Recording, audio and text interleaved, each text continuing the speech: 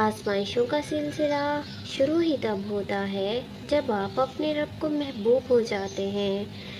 یہ وہ لمحات ہوتے ہیں جب اللہ اپنے بندوں کو آزماتا ہے تاکہ ان کا صبر، استقامت اور دعا پر یقین مزید پختہ ہو جائے۔ جس طرح ہر کہانی کا ایک انجام طے ہوتا ہے، اسی طرح بہت سی کہانیاں آپ کو اپنی شروعات سے ہی زندگی کے مختلف پہلوؤں کی سیر پر لے نکلتی ہیں۔ ان کہانیوں کے ہر موڑ پر کوئی نہ کوئی سبق چھپا ہوتا ہے جو ہماری زندگی کا حصہ بن جاتا ہے اور ہماری شخصیت کو نکھارتا ہے۔ ایک لکھاری ہمیشہ وہی لکھتا ہے جو اس کے گرد و نواح میں ہو رہا ہو یا جو اس کے دماغ و دل کی عکاسی کرتا ہو۔ اس کے الفاظ ہمیشہ اس کی سوچ، اس کے جذبات اور اس کی حقیقت کے ترجمان ہوتے ہیں۔ قلم کی سیاہی جب کاغذ پر بکھرتی ہے تو وہ صرف الفاظ نہیں بلکہ احساسات اور خیالات کا مجموعہ بن جاتی ہے۔ یہی وجہ ہے کہ ایک کہانی محض تفریح نہیں بلکہ زندگی کے ان پہلوؤں کو اجاگر کرتی ہے جو اکثر ہماری نظروں سے اوجھل رہتے ہیں۔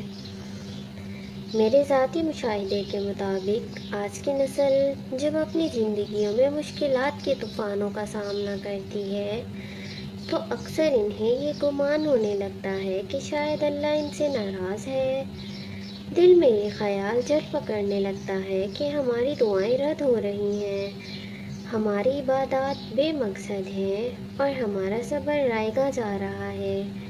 لیکن حقیقت اس کے برعکس ہوتی ہے۔ یہ ہماری سوچ کے منفی پہلو ہیں جو ہمیں حقیقت سے دور لے جاتے ہیں۔ ہمیں یہ سمجھنا چاہیے کہ آزمائشیں صرف ان پر آتی ہیں جنہیں اللہ اپنے قریب کرنا چاہتا ہے۔ یہ مشکلات حقیقت وہ مواقع ہیں جو ہمیں اپنی ذات کو سنوارنے اور اپنے رب کے ساتھ اپنے تعلق کو مضبوط کرنے کا موقع دیتے ہیں۔ اسی فلسفے پر مبنی کہانی الانعام نہ صرف ایک کہانی ہے بلکہ یہ ایسا مواد ہے جو آزمائشوں کے سمندر میں ڈوبنے کے بعد آہ و بقا کی بجائے صبر اور دعا کے سفینے کو تھام لینے کی تلقین کرتا ہے۔ یہ کہانی ان تمام لوگوں کے لیے مشعل راہ ہے جو اپنی زندگیوں میں مشکلات سے گھبرا کر ہار مان لیتے ہیں۔ آزمائشوں کا ہر مرحلہ ہمیں یہ سکھاتا ہے کہ اگر ہم صبر کو اپنا ہتھیار اور دعا کو اپنا سہارا بنا لیں تو کامیابی ہمارا مقدر بن سکتی ہے۔ یہ وہ راستہ ہے جو ہمیں گرتے ہوئے سنبھالنے اور ہماری روح کو طاقت دینے کا باعث بنتا ہے۔ اور یہی وہ پیغام ہے جو یہ کہانی ہمیں دیتی ہے، بشرط یہ کہ ہم اسے سمجھنے اور اپنی زندگی میں اپنانے کی کوشش کریں۔ رب کی محبت ہمیشہ ان لوگوں کے لیے ہوتی ہے جو دل سے اس کے آگے جھک جائیں، اس پر مکمل بھروسہ رکھیں اور اس کی آزمائشوں کو اپنی روحانی ترقی کا ذریعہ سمجھیں۔ جب بھی زندگی میں مشکلات آئیں تو انہیں اپنے کردار اور ایمان کی مضبوطی کے لیے ایک موقع سمجھیں۔ یاد رکھیں، ہر آزمائش کے بعد ایک کامیابی اور ہر اندھیری رات کے بعد ایک روشن صبح ضرور ہوتی ہے۔ پھر ایک سوال آپ خود سے کریں کہ کیا آپ صابرین میں سے ہیں؟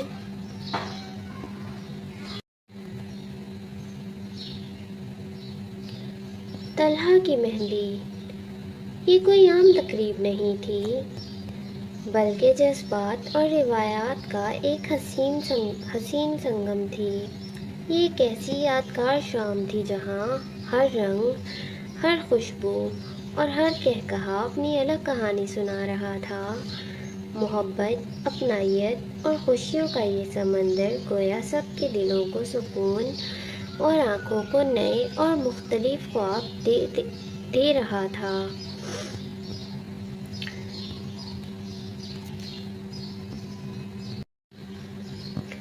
یہ وہ رات یہ رات وہ لمحہ تھی جو ہمیشہ ان سب کے دلوں میں زندہ رہنے والی تھی۔ پھولوں کے گجرے نما لڑیوں سے مزین دروازہ گویا خوش آمدید کہہ رہا تھا۔ چھت سے لٹکے سنہری فانوس اور جھمکتے روشنیوں نے ماحول میں ایک طلسماتی حسن پیدا کر دیا تھا۔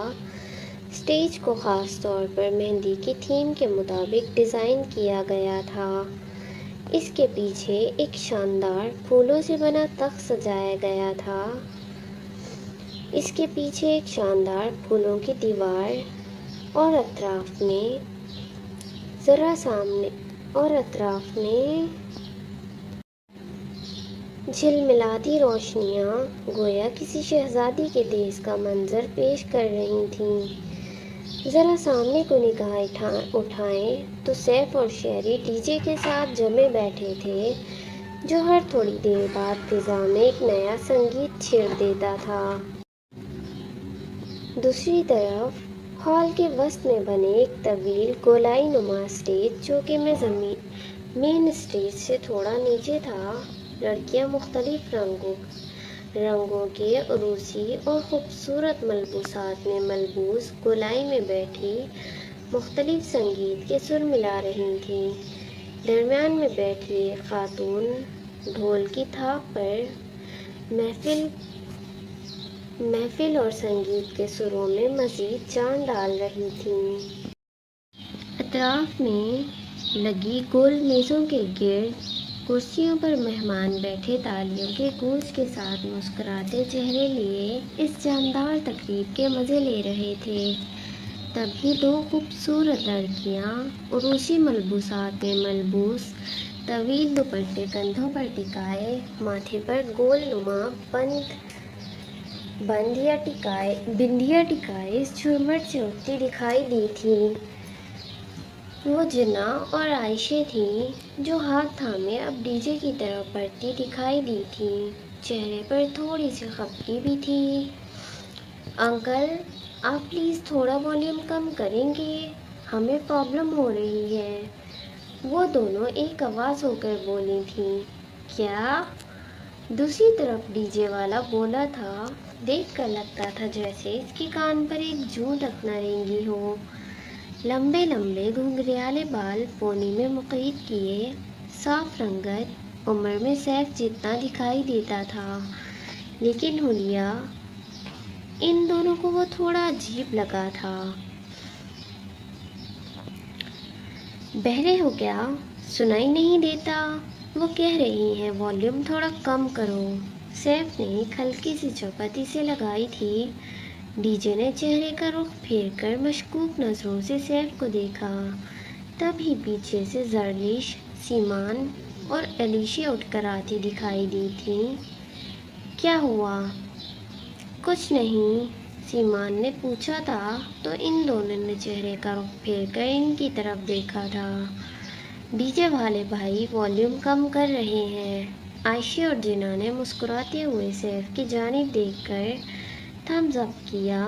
وہ بھی سمجھ کر مسکرایا، ساتھ ہی ڈی جے کی طرف غصیری نظروں سے دیکھا۔ آپ لوگ انجوائے کریں، اب آواز نہیں آئے گی۔ سیف دونوں ہاتھ باندھے ایک عزم سے بولا تھا۔ اب کے شہری نے بھی اسے مشکوک نظروں سے دیکھا تھا۔ پیچھے صبا، اقرا، شیزا، زوہا، عینہ، زارا، ایمان، گل، حور، مہک، لائبہ سب ان کی جانب ہی دیکھ کر ان کے انتظار میں بیٹھی تھی۔ وہاں موجود لڑکیوں میں سے ایک کو ٹپو میں کوئی نہیں ہرا سکتا تھا۔ اب میں کسی کا سیکرٹ ریویل نہیں کرنے والا، وہ خود سمجھ جائیں گی۔ لڑکیاں واپس اس جھرمٹ کی طرف بڑھتی دکھائی دی تھیں۔ پہلے تجھے خود آگ لگی ہوئی کہ والیوم بڑھا، والیوم بڑھا، اب بڑھا دیا تو؟ ڈی جے اپنی کن پٹی مسلتے دبے دبے لہجے میں بولا تھا۔ ہاں تو اب میں ہی کہہ رہا ہوں نا، کم کر دے۔ سیف بھی دو بدو بولا۔ ان لڑکیوں نے مجھے انکل کیوں کہا؟ ڈی جے نے کہتے ساتھ ہی والیوم کم کیا تھا۔ اس کی کہی بات پر سیف کا ایک زوردار قہقہا گونجا تھا۔ ان کی دوسری جانب بھی مختلف کینڈیز چاٹ اور گول گپوں کے اسٹالز سیٹ کیے جا رہے تھے۔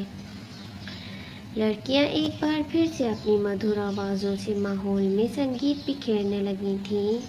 ایک طرف بچھی کرسیوں پر رشید صاحب اپنی صاحبزادی طیبہ کو گود میں لیے بیٹھے تھے۔ ان کی دوسری طرف راحیم انشرا اور اورحان کو اٹھائے ہوئے تھا، برابر میں قاسم ماہا کو لیے ہوئے تھا۔ آج بچوں کو سنبھالنے کی ڈیوٹی ان سب کی تھی، ساتھ ہی وہ سب بھی سنگیت کے مزے لے رہے تھے۔ تبھی اذلان ان کی طرف بڑھتا دکھائی دیا تھا۔ بس ان خواتین کی بدولت لیٹ ہو گئے ہم، ورنہ بابا، میں اور چچا جان کب سے ریڈی تھے، وہ کہتے ہوئے ان کی طرف بڑھا تھا۔ انمتا، راحیم کہتے ہوئے اب اٹھا تھا، تبھی اذلان نے داخلی دروازے کی طرف اشارہ کیا، جہاں سے انمتا ماریا کے برابر میں آگے بڑھتی دکھائی دی تھی۔ راحیم نے اورحان کو اذلان کی گود میں دیا۔ بیٹا، تو بچے سنبھالنے کی پریکٹس کر، وہ اسے کہتا مسکراتے ہوئے اب انمتا کی طرف بڑھا تھا۔ اسے آتا دیکھتے انمتا بھی اب اسی کی طرف آئی تھی۔ لڑکیاں بھی اب عجلت میں اٹھی تھیں اس خوبصورت دلہن دولہا کے جوڑے کو دیکھنے۔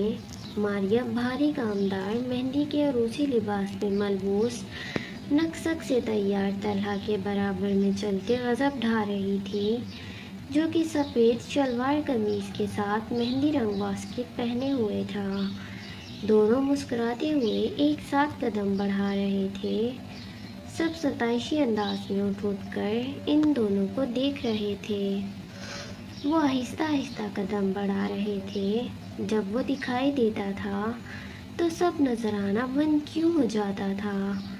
عائشہ کی زبان سے اسے دیکھتے ہی بے ساختہ ادا ہوا تھا۔ طلحہ کے بڑھتے قدم یکدم تھمے تھے۔ اس نے پہلے نگاہیں اٹھا کر اس لڑکی کو دیکھا تھا، پھر برابر میں کھڑی ماریا کی طرف دیکھا، ساتھ ہی معصومیت بھرے انداز میں نفی میں گردن ہلائی۔ ماریا اب کے خفا دکھائی دیتی تھی۔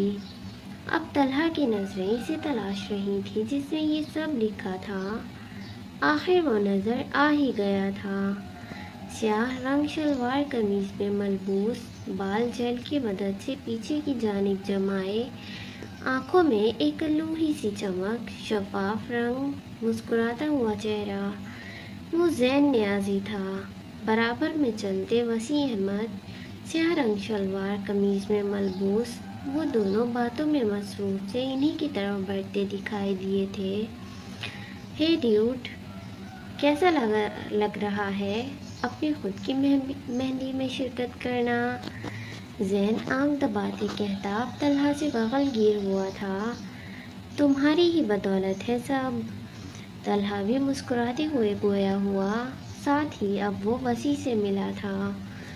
تھوڑی ہی دیر بعد دولہا اور دلہن کو اس خوبصورتی سے سجے ہوئے اسٹیج پر بٹھا دیا گیا تھا۔ عائشہ نے خوبصورت روتی صورت بنائے جنا کے کان میں سرگوشی کی تھی۔ جنا نے میں جواب دیا۔ ساری توجہ اس کی طلحہ اور ماریا کی طرف تھی۔ چلو یہاں سے، میں یہ منظر اب اور نہیں دیکھ سکتی۔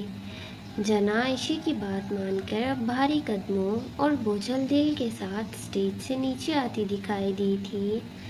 قدم گول گپوں کے اسٹال کی جانب تھے، جہاں پہلے سے ہی مہمانوں کا کافی ہجوم اکٹھا تھا۔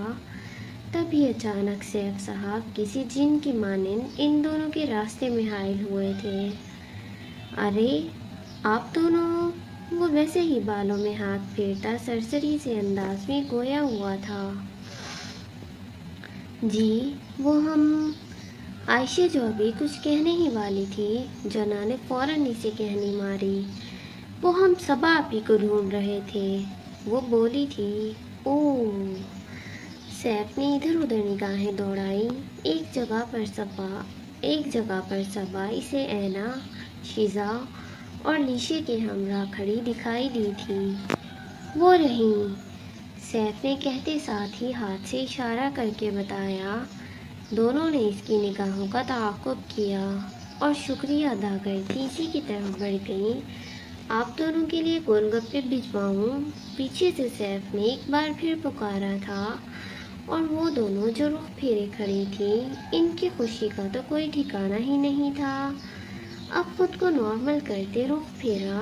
نہیں، آپ کی تکلیف کرتے ہیں، ہم لے لیں گے بعد میں۔ جنا نے سمجھداری کا مظاہرہ پیش کیا۔ ارے اس میں تکلیف کی کیا بات ہے، آپ ہماری رائٹر کی بہن ہیں، اب اتنا تکلف تو بنتا ہے میرے لیے۔ سیف تعظیماً کہتا اب گول گپوں کے اسٹال کی جانب پلٹا تھا۔ جب وہ واپس آیا تو دونوں ہاتھوں میں بڑے سائز کے گول گپوں کی سجی پلیٹس تھیں۔ اس نے ایک ایک پلیٹ ان دونوں کی طرف بڑھائی۔ شکریہ۔ دونوں نے بیک وقت شکریہ ادا کیا۔ اب وہ سین آنے والا ہے جو مجھ سے زبردستی لکھوایا گیا ہے۔ تبھی اچانک سیف کی کلائی پر بندھی واچ جنا کے عروسی لباس کی آستین میں اٹکی تھی۔ جنا نے تادیبی نظروں سے اپنی ہتھیلی کی طرف دیکھا، پھر سیف کی طرف دیکھا، پھر دوسرے ہاتھ میں پکڑی پلیٹ عائشہ کی طرف بڑھائی، ساتھ ہی اس کی واچ سے الجھی آستین نکالنے کی کوشش کی۔ ٹھہریں، میں کرتا ہوں۔ سیف کے کہنے پر جنا نے ہاتھ پیچھے کیا، پھر سیف نے تحمل کا مظاہرہ کرتے اس کی آستین اپنی واچ سے آزاد کی تھی۔ شکریہ۔ جنا نے شکرانہ انداز میں سر کو خم دیتے ہوئے کہا، نہیں، شکریہ کی کوئی بات نہیں۔ اچانک سیف کی نظر تھوڑی دوری پر کھڑے زین اور اینا کی طرف پڑی تھی۔ زین کی شادی ان کی کزن سے ہوئی ہے نا؟ جنا اور عائشہ نے بھی سیف کی نظروں کا تعاقب کرتے اب اسی کی طرف دیکھا تھا جہاں وہ دونوں کھڑے مسکرا کر باتیں کر رہے تھے۔ جی ان کی کزن سے ہوئی ہے، ہم سب ٹک ٹاک فیملی ہیں، کیا آپ ٹک ٹاک یوز نہیں کرتے؟ عائشہ نے پوچھا۔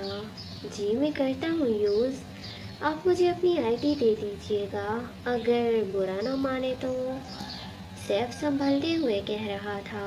تبھی پیچھے سے سعدیہ کے پکارنے کی آواز سنائی دی تھی۔ جی ممی، میں آتا ہوں تھوڑی دیر تک، سیف کہتے ساتھ ہی اب مڑا تھا۔ زین بھائی ایسے ہی کہتے ہیں سیف کبھی نہیں سدھرے گا، بھلا کوئی ایسی بات نظر آئی ہے اس میں جو سدھرے ہوئے لوگوں میں نہ ہو؟ عائشہ اسے دیکھتے ہوئے بولی تھی۔ ہاں دیکھو کتنا اچھا ہے، ہمیں گول گپے بھی لا کر دیے، ڈی جے سے بھی لڑا ہمارے لیے۔ وہ دونوں اپنی ہی دھن میں مگن ہوئی بولتی اب میز کے گرد لگی کرسیوں کی طرف بڑھی تھیں۔ مہندی کی مخصوص رسومات ادا کر دی گئی تھیں۔ لیڈیز اینڈ جینٹل مین سب یہاں ملاحظہ فرمائیں۔ اچانک سے مائک میں سیف کی آواز گونجی تھی۔ تبھی محفل میں موجود تمام مہمانوں نے اس کی طرف دیکھا تھا جو اسٹیج پر کھڑا مائک میں بول رہا تھا۔ آج کی تقریب اور موقع کی مناسبت سے تمام شرکت کرنے والے کپلز کے درمیان کچھ گیمز کے مقابلوں کا انعقاد کیا جائے گا۔ اوہ! سنگل افراد نے افسوس بھرے انداز میں ہوٹنگ کی۔ ارے ہمارے پاس سنگل اور منگل دونوں طرح کے افراد کے لیے گیمز کے مقابلے ہیں، آپ سب افسردہ نہ ہوں۔ سیف کے کہتے ساتھ ہی ایک بار پھر سے زور و شور کے ساتھ تالیاں بجائی گئیں اور ووٹنگ کی گئی تھی۔ مہندی کا فنکشن اپنی پوری آب و تاب کے ساتھ جاری تھا۔ ہال رنگین روشنیوں میں نہایا ہوا، خوشبوؤں کا طوفان قہقہوں اور خوشیوں کے شور کے ساتھ ہر سمت پھیل رہا تھا۔ اسی دوران ہال کے باہر ایک گاڑی آ کر رکی۔ گاڑی سے ایک پرکشش شخصیت باہر نکلی، بلند قد، چہرے پر اعتماد کی جھلک اور آنکھوں میں وہ چمک جو دیکھنے والے کو اپنے سحر میں جکڑ لے۔ اس شخص نے اپنے گرد نظر دوڑائی، قریب ہی ہال سے روشنی اور قہقہوں کی آوازیں آ رہی تھیں۔ وہ اسی سمت پر گئے، دل میں یہ سوچتے ہوئے کہ شاید مدد حاصل کی جائے کیونکہ ان کی گاڑی خراب ہو چکی تھی۔ جیسے ہی انہوں نے ہال کے دروازے پر قدم رکھا، اندر موجود مہمانوں کی نظریں ایک لمحے کے لیے رک گئیں۔ ایسا لگا کہ جیسے پورا ماحول ساکت ہو گیا ہو۔ ہر چہرے پر حیرت اور خوشی کے ملے جلے تاثرات نمودار ہوئے۔ یہ بابر اعظم ہے، کسی نے حیرت سے کہا، اور چند لمحوں میں پورا ہجوم ان کی طرف بڑھایا۔ یہ کوئی اور نہیں بلکہ پاکستان کے مشہور کرکٹر بابر اعظم تھے۔ زین آگے بڑھا اور گرم جوشی سے بابر سے گلے ملا۔ سر، یہ واقعی خوش قسمتی ہے کہ آپ یہاں تشریف لائے۔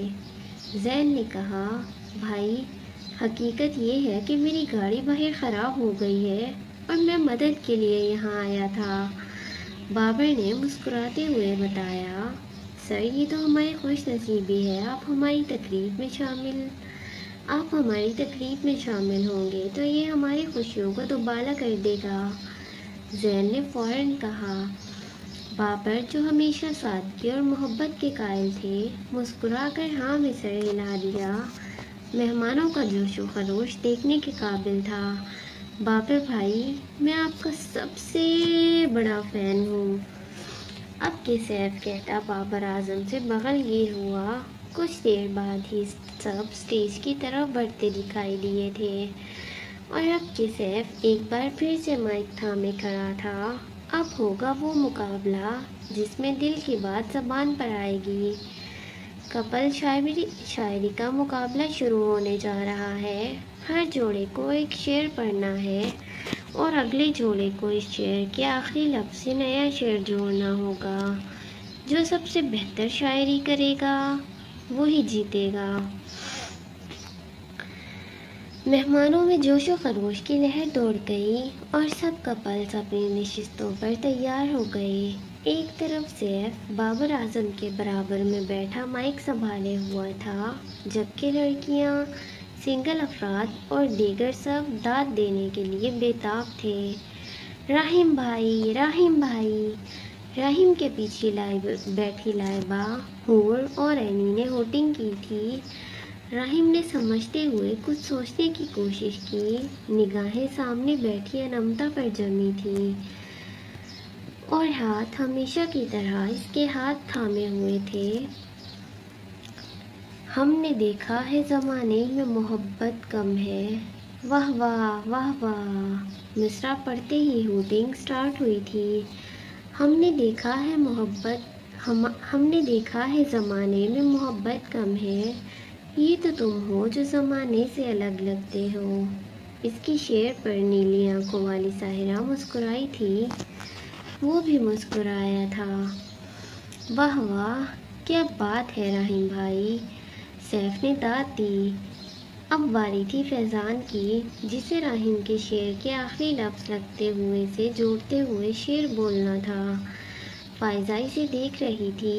وہ شاعری میں اتنا اچھا نہیں تھا، لیکن اسے یقین تھا وہ کر لے گا۔ تم لگتے ہو میری دعاؤں کے جواب جیسے۔ واہ واہ واہ واہ۔ تم لگتے ہو میری دعاؤں کے جواب جیسے۔ ہوٹنگ سٹارٹ ہوئی تھی۔ اذلان فائزہ کو دیکھ رہا تھا۔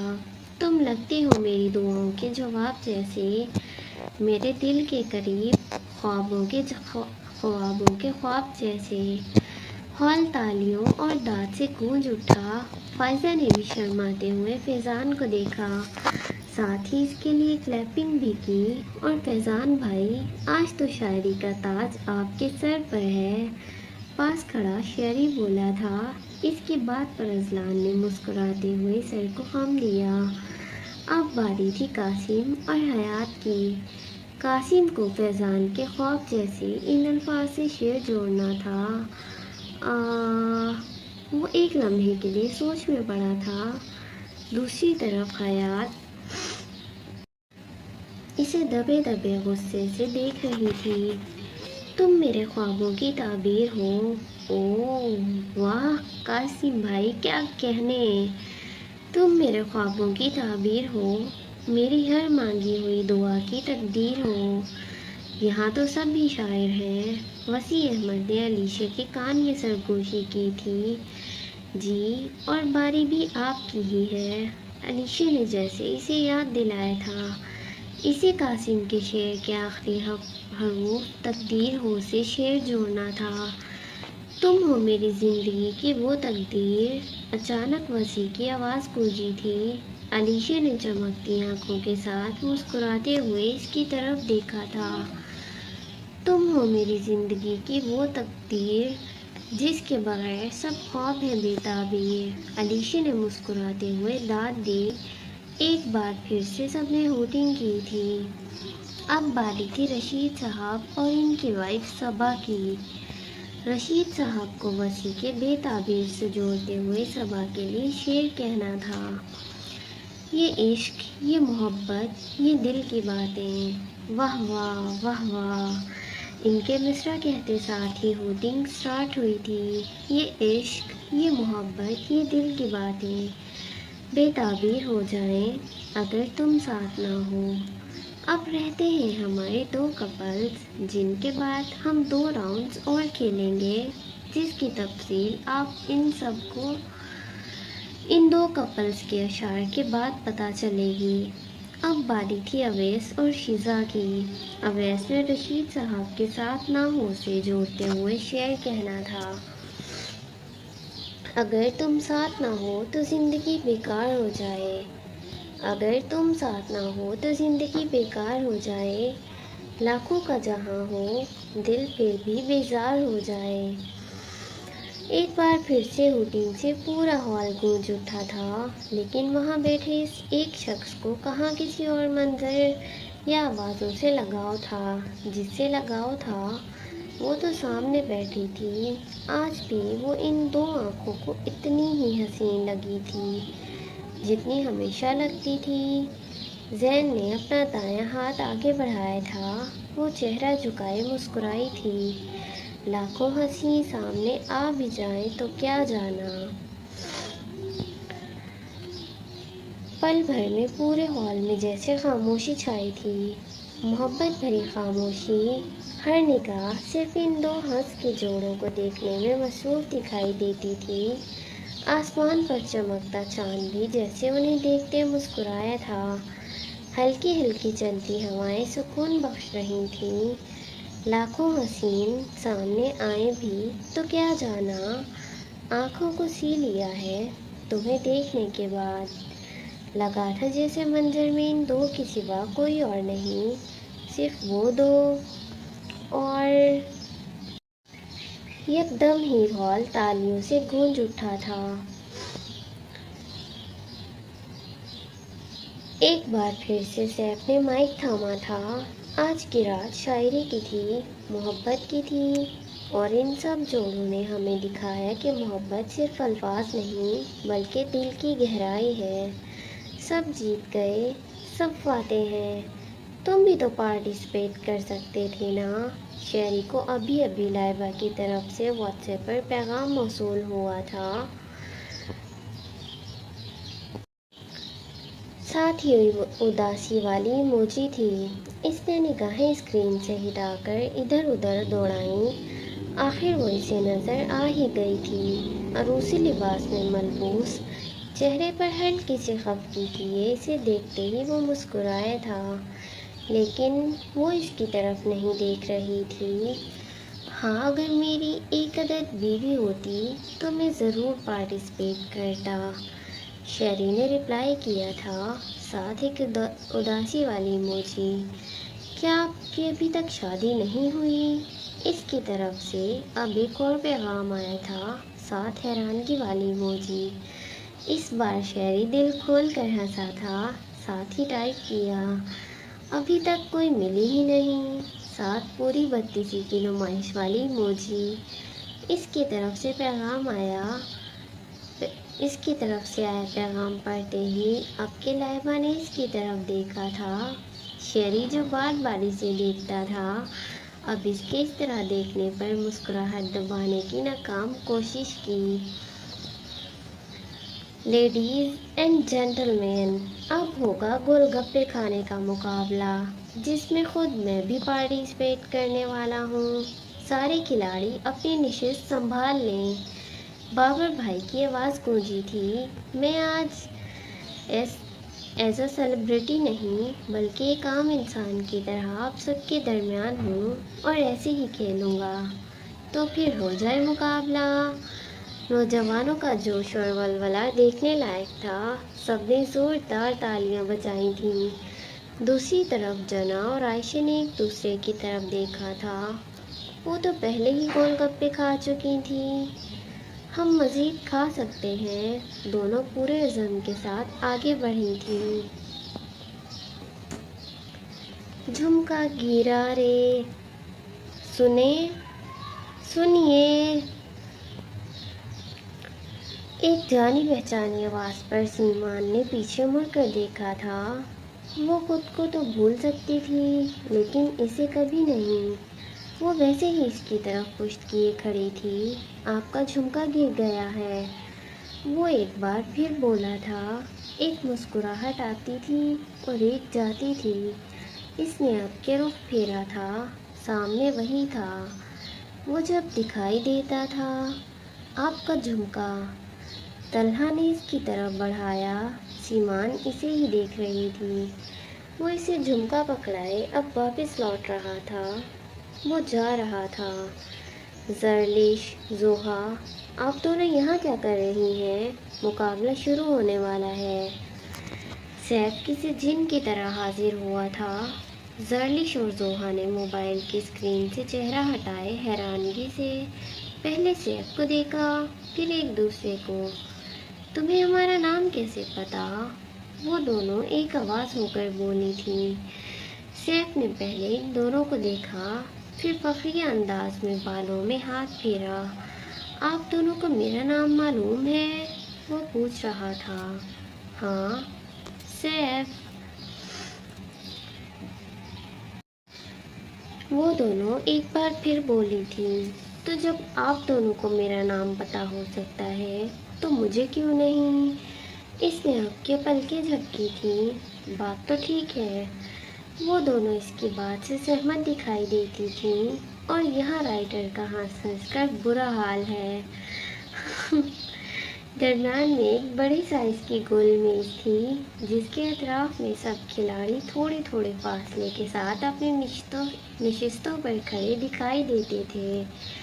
एक अज़म के साथ कि जीत इनका मुकद्दर होगी। सबकी नज़रें अपने सामने रखे गोलगप्पों पर जमी थीं।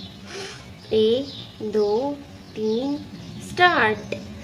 जैन के काउंट करते ही मुकाबला शुरू हुआ था। अब जीत इसी की होनी थी जो सबसे ज़्यादा गोलगप्पे खाएगा।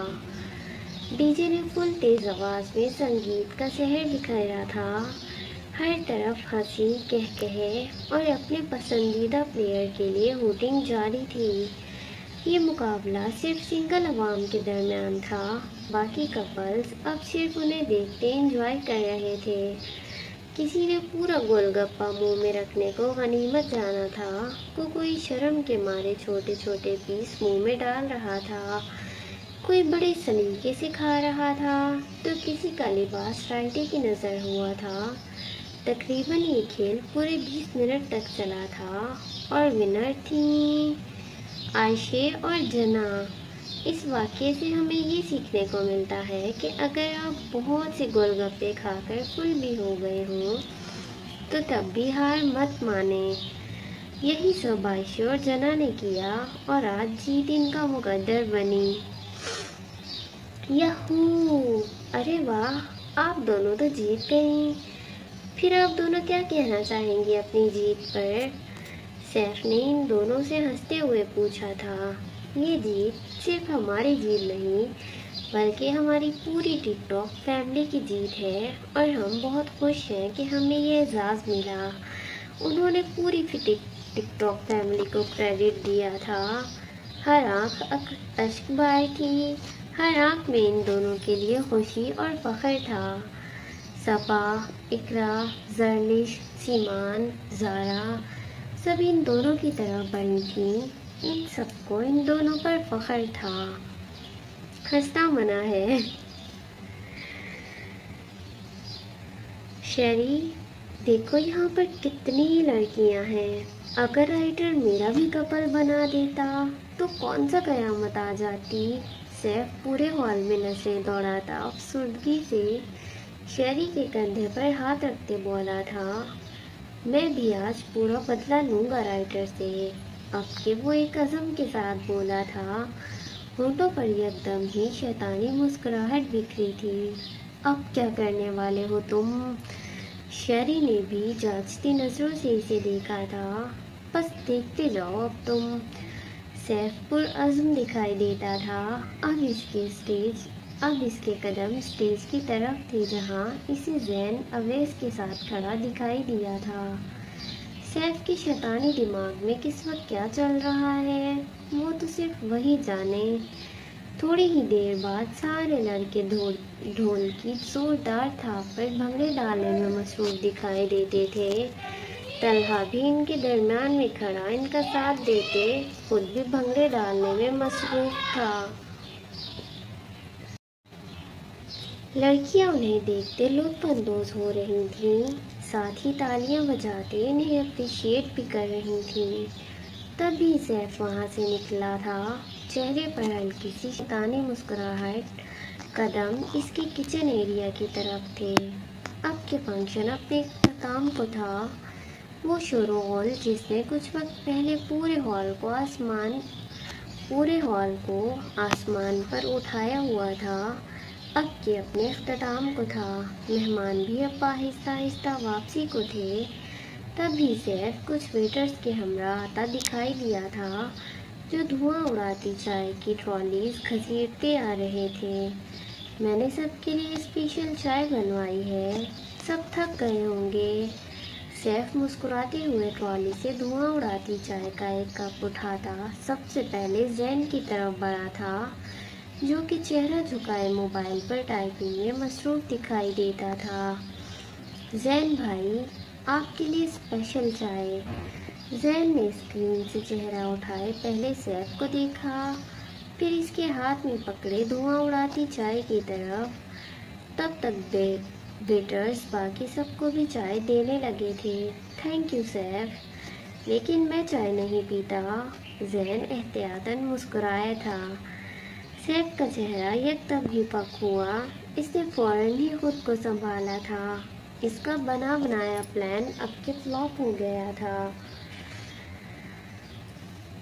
گاڑیاں باہر تیار کھڑی تھیں، وہ سب واپسی کے لیے باہر کی طرف بڑھے تھے۔ کیا بنا تمہارے شیطانی منصوبوں کا؟ شیری مسکراہٹ دبائے اس کے برابر میں کھڑا بولا تھا۔ سیف نے ایک چڑھتی نگاہ شیری پر ڈالی۔